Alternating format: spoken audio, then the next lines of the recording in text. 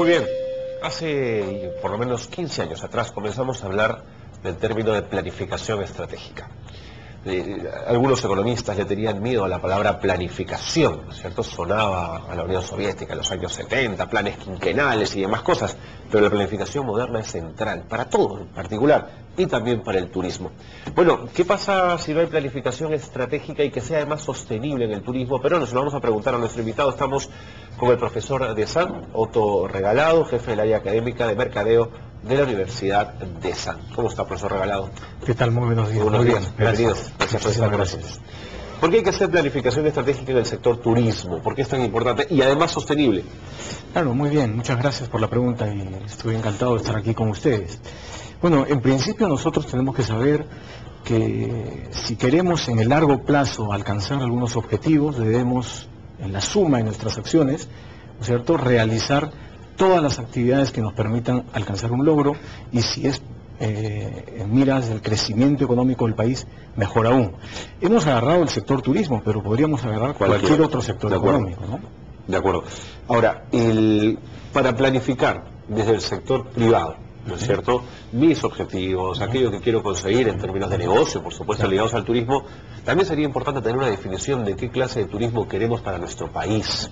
Y es una definición que no viene solo del sector privado, tiene que ver el sector estatal. ¿Se puede jugar en pareja a estos niveles o esa es una tarea que debería hacer el Estado y pronto? No, evidentemente tanto el sector público como el sector privado tienen un rol específico. Que las actividades de planeamiento que realicen los actores privados deben estar alineados con las políticas del Estado, eso es un hecho. Eso es un hecho. Entonces, al rol me refiero, el Estado tiene que asegurar, por ejemplo, en términos de construcción de infraestructura, redes viales, comunicación, ¿no? Debe también sentar las bases para que de alguna manera se tenga una seguridad, se transmita una confianza a los inversores, ¿verdad? Y estos a su vez, con esa confianza y con ese mercado potencial, pues puedan invertir, ¿no? y generar empleo, que es lo único que nosotros podemos decir que a largo plazo podría asegurar pues el crecimiento del sector y de las actividades propias de cada uno, ¿no? Pero antes de tomar esas decisiones que son claves, ¿no cree usted que hay una decisión previa que es, bueno, qué tipo de turismo quiero para mi país? ¿Quiero el gran turismo como República Dominicana, llena de hoteles monstruosos y all inclusive para todo?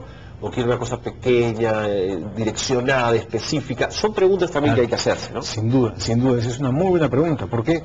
Porque nosotros partimos de hacer un diagnóstico. En planeamiento uno parte de hacer un diagnóstico. Claro. Y cuando hablamos de diagnóstico tanto de la demanda como de la oferta. En los últimos 20 años desde la, digamos, estabilidad política que tiene el país, ¿no? El turismo o las cifras han ido creciendo, o sea, cada vez hay más turistas. Es evidente que por nuestra oferta y por nuestra infraestructura nosotros no podemos ofrecer turismo de masas, pero esos nichos en los cuales nosotros nos hemos concentrado deberían pues afianzarse y sobre todo buscar más bien, en el caso del Perú, una calidad de turista más que una cantidad. Y del lado de la oferta habría que ver cuál es el estado, cuál es la situación, porque hay ciudades como Lima que ha crecido grandemente, ¿okay? Ahora tenemos una planta hotelera en la capital, tenemos un destino en el cual la gente ya se queda en Lima, ¿no? Hay restaurantes, hoteles, podríamos hacer eventos en Lima, cosa que antes no podíamos hacer. Cusco también tiene una planta suficiente. Temporada alta esto puede cambiar, pero podríamos decir que tenemos dos grandes ciudades que tienen una infraestructura adecuada, pero Perú no solamente son estas dos ciudades, ¿verdad? Tenemos que de alguna manera diversificar nuestros destinos y ahí es donde debemos trabajar en el tema de planeamiento. La oferta debe estar de alguna manera calzada, ¿no es cierto?, con todos los flujos que tenemos tanto de turistas externos con turistas internos, ¿no? O sea, los peruanos que viajamos. No hay duda que el turismo es una importantísima fuente no solo de negocio, de inversión, sino también de manos de obra, ¿cierto? Muchísima gente dedicada al turismo genera una economía que se mueve, una economía pujante, pero es también un sector muy sensible al entorno, ¿no es cierto? ¿Cuál es el equilibrio perfecto para que esto pueda funcionar? Ya, sin duda, es una palabra clave en turismo, ¿no? Es la sensibilidad. acordemos que el turismo es un sector económico transversal. O sea, yo no es que podría de alguna manera medir el impacto de, ¿no es cierto?, lo que sucede en el mundo a través solo del turismo. O sea, yo lo que tendría que tener en consideración es que un evento como lo que está sucediendo lamentablemente en Puno, un bloqueo de carretera, un bloqueo de carreteras, un evento natural como un volcán, ¿no es cierto?, podría automáticamente, ¿no?, causar una fuga o una retención. Entonces, es cierto que hay factores que no son controlables, ¿no es cierto?, en el turismo y que podrían afectar la actividad. Sin duda en el mundo entero pasa, ¿no? O sea, estamos hablando de la crisis económica mundial, hay países que todavía no se recuperan. Caso de España, donde el desempleo es mayor al 20% actualmente, y es un mercado emisor importante, turistas. Pero en ese sentido, si yo hago planificación estratégica y cerca de una zona hermosa donde van turistas tengo un volcán con capacidad de que en algún momento, ¿no es cierto?, reviente, yo tengo que tener un plan de contingencia, ¿no es cierto? Ese sería el planeamiento adecuado. Totalmente de acuerdo. Todo lo que sería diversificación de destinos. ¿Qué pasa si viene un turista y quiere ir a Puno? No puede entrar a Puno. ¿Qué le ofrece? Termina automáticamente la ruta Moche, que está al otro lado, y que debería estar, ya está, ¿no? Está preparada para atender una... Y el turista tiene opciones, no se va y sigue dejando sus dólares o euros en nuestro país. Claro que sí. Ahora bien, ahí hay que tomar en consideración varias cosas. ¿Qué es lo que quiere el turista?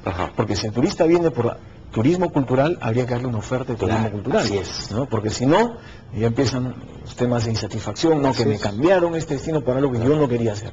Todo lo contrario, quería esto, pero me dieron algo mejor, me voy contento y eso lo comunico a través de las redes sociales ahora, por ejemplo, ¿no? En muchas ciudades del mundo, y en nuestro país, en el Cusco probablemente, donde más se siente, uno ve miles de turistas paseando y disfrutando de los espacios, de las ciudades. Pero hay mucha gente que no está ligada al espacio del turismo y siente que no gana nada con esto, ¿no es cierto? Que al contrario, tiene su plaza llena de gente, tiene sus restaurantes copados, en fin. Pero sí está ganando un montón de otra manera, ¿no es cierto? ¿Cómo explicar a quienes todavía desconfían del turismo como una posibilidad de desarrollo? A ver, hay varios actores. Uno de ellos es la población anfitriona, ¿verdad? La población anfitriona es aquella que se va a sentir de alguna manera incómoda, entre comillas, con la llegada de un flujo mayor de turistas. Eso no solamente sucede en Cusco, puede suceder en cualquier ciudad donde se programe una pequeña actividad, un evento religioso, por ejemplo. Entonces, de pronto, una vez al año hay mucha gente. Entonces, yo lo he vivido en otros destinos. Por ejemplo, algo tan simple como el Día de San Valentín en México, ¿no? Es donde la venta de flores, ¿no?, cambiando de actividad se nota, y en las casas abren los garajes y todo el mundo vende flores y todo el mundo compra flores. Es un día al año, ¿no? Destinos como Lourdes, por ejemplo, en Francia, donde cambian los sentidos de las calles en función del flujo para que todo el mundo se beneficie. O sea, porque los turistas entran por un lado y salen por el otro. La semana siguiente los turistas entran por este lado y salen por otro lado. Está planeado. Así todo el mundo, se beneficia de este sector. Lo que pasa es que acá decimos, no, el que está mejor ubicado va a tener todo el tema, ¿no? Entonces hay un tema de organización. A mí me tocó vivirlo en Madrid, en la Plaza de Toros. Llegaron 200 japoneses y a la mitad del segundo toro los españoles estaban furiosos con los japoneses que los molestaban en su fiesta, digamos, más tradicional. Y no entendían que esos 200 japoneses significan miles de japoneses más que van a dejar divisas. Claro que sí. Claro que sí. Es cierto, sucede en el Perú, sucede en el mundo entero. Somos poco tolerantes, por ejemplo, al tráfico, ¿no? Otro ejemplo tan simple, en la frontera entre Francia e Italia, pues van los autos y si tú, de un lado al otro, y si uno no conoce el tráfico, demora un poco. Entonces uno llega, ¿no es cierto?, a un óvalo y está buscando por dónde salir.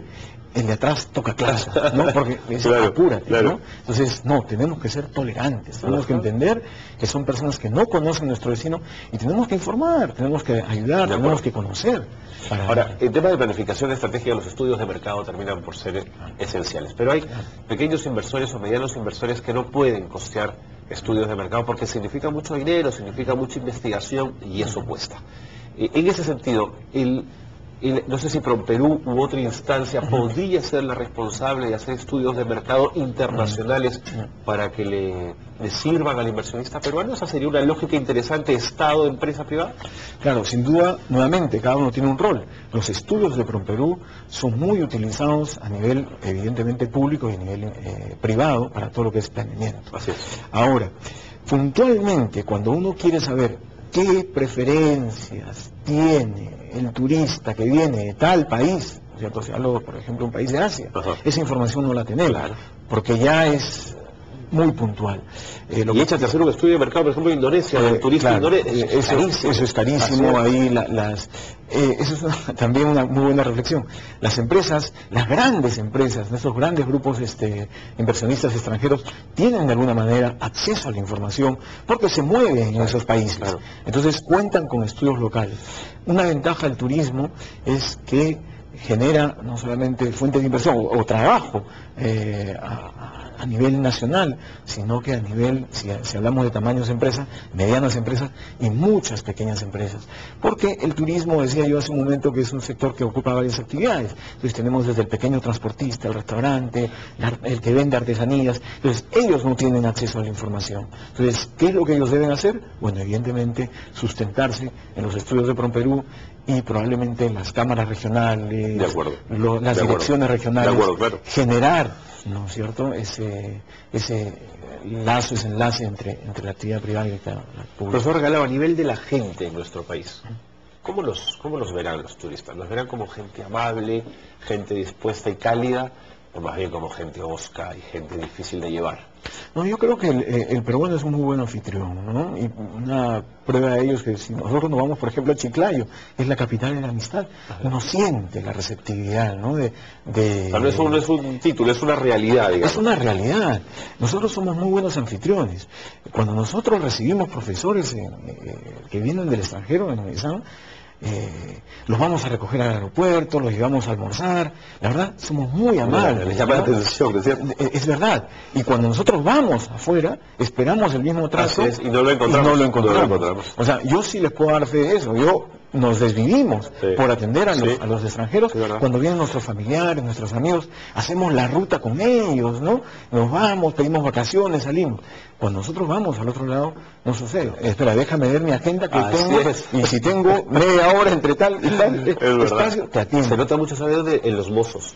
Hay países donde los mozos te tiran las cosas en la mesa, en otro país, ¿es cierto? En el Perú eso no muy pasa, raro. Eso no pasa. Y eso tiene que ver un poco con la política salarial también, ¿no? Porque cuando te ganan la propina, a través de eso, la atención es esmerada. Cuando tú tienes tu sueldo fijo, pues ya estás viniendo a incomodar, ¿no? Sí, pues. Entre comillas. Profesor Galao, muchas gracias y gracias por habernos traído además este libro, La Planificación Estratégica Sostenible en Turismo, Conceptos, Modelos y Pautas para Gestores Turísticos. Es una obra importante, interesante. Por supuesto que estos temas los ve ESAN, y ESAN ha sido quien lo ha ayudado a publicar esta obra. Muchísimas gracias por habernos traído este libro. Muchísimas gracias. A ustedes. Muy bien, hemos estado con el profesor Otto Regalado, profesor de ESAN. Vámonos a la pausa, regresamos con más, no se vayan.